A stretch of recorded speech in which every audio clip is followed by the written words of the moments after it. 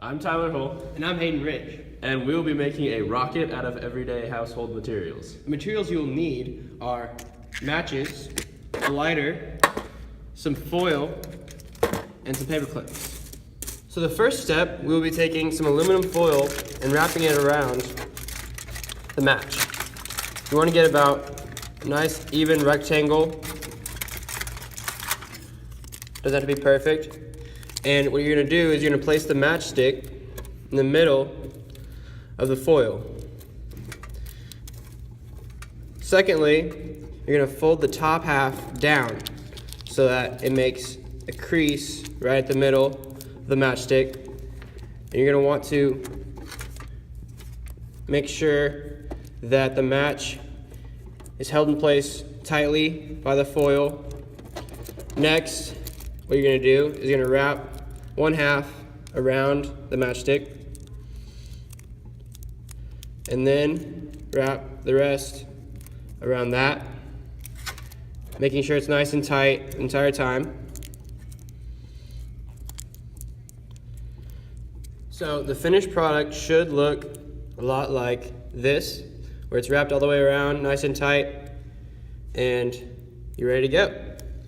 So then what you're going to do is you're going to take your paper clip and you're going to turn it into your launch pad. So you're going to bend out the smaller end and kind of widen its stance so it'll stay up and it'll look sort of at a 45-degree angle like that. So once the rocket is positioned on your paperclip launch pad, you want to light the match right under where the wick is, like this.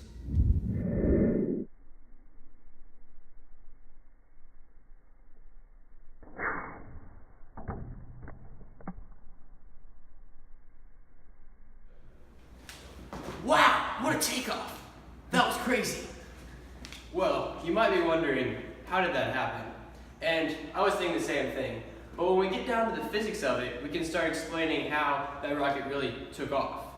Now, the first two things that come to mind when we think about how this rocket was set into motion is Newton's first and third law. Newton's first law states that every object in a state of uniform motion tends to stay in uniform motion unless acted on by an external force. This is the same for an object at rest. Every object in rest tends to stay at rest unless acted on by an outside force. Newton's third law states that for every action, there is an opposite and equal reaction. Now these both play a part in how this rocket started its momentum or started going forward. The object was at rest initially before we lit the rocket on fire. So in order for that rocket to receive motion, the forces acting down on it needed to be exceeded by the forces acting up on that rocket, thus reinstating Newton's first law. This was done by the chamber we created around the match.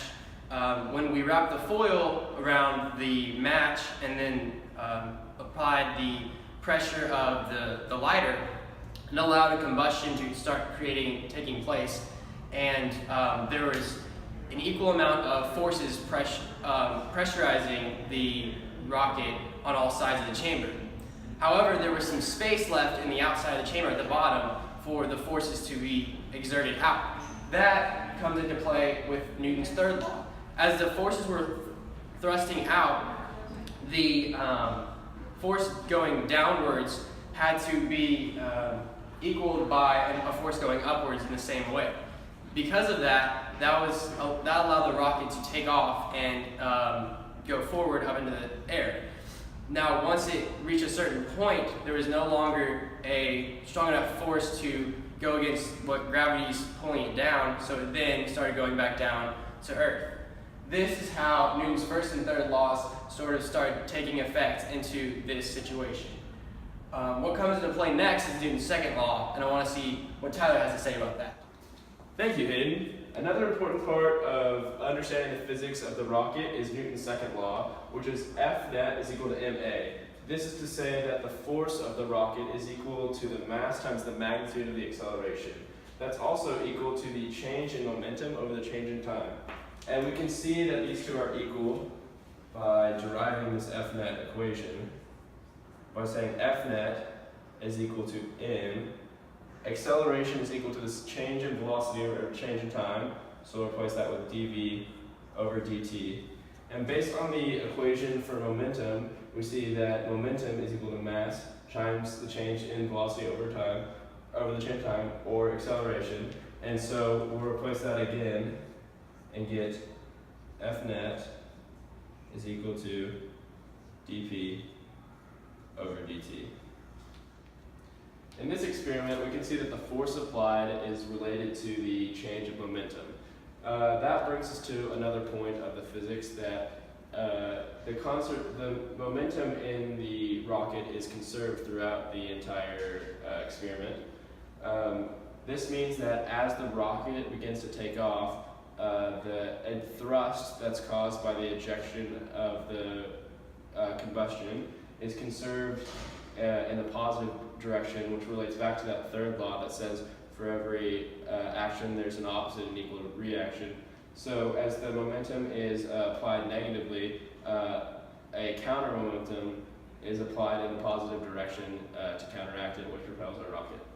From this we can see that momentum is conserved because the initial momentum was some constant, and then the final momentum would be equivalent to that, because throughout the path of the match, the positive and negative momentum would counteract each other, and we would have a net zero momentum.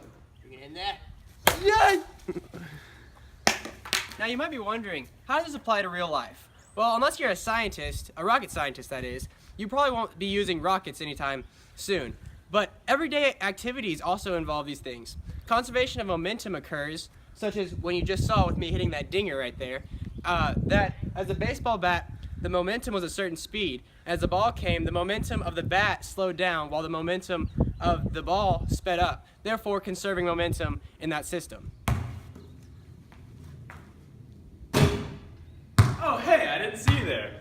You know, physics can apply to things like basketball too. For example, when a basketball is sitting here in my hands, it's at rest, just like in Newton's first law. But when it's acted on by an outside force, i.e. me contracting my muscles to shoot it, that activates the impetus within the ball, which is the receptivity to the action of motion.